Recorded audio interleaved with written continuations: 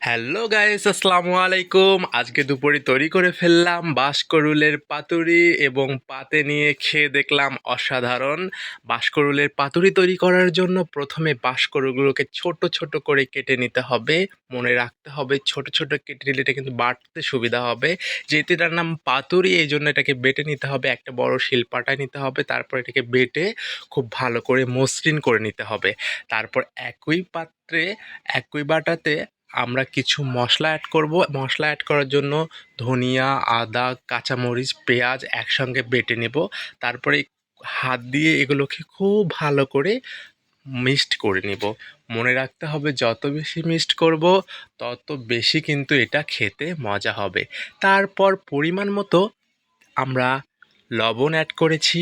তারপর একটা চামচ দিয়ে লবণটাকে এবং পেষানো বাঁশকরুলগুলোকে খুব ভালো করে মিক্সড করে নিয়েছি। তাহলে খেতে কিন্তু মজা লাগবে।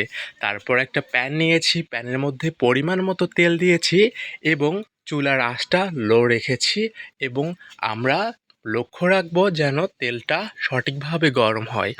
তেলটা সঠিকভাবে গরম হয়ে গেলে এর মধ্যে আমরা বাঁশকরুলগুলো ছোট ছোট করে আকার দিয়ে ভেজে নেব। এভাবে সবগুলো ভাজা হয়ে গেলেই আমাদের আজকের স্পেশাল বাঁশকরুলের পাতুরি রেডি হয়ে যাবে। এটা খেতে দুর্দান্ত ছিল।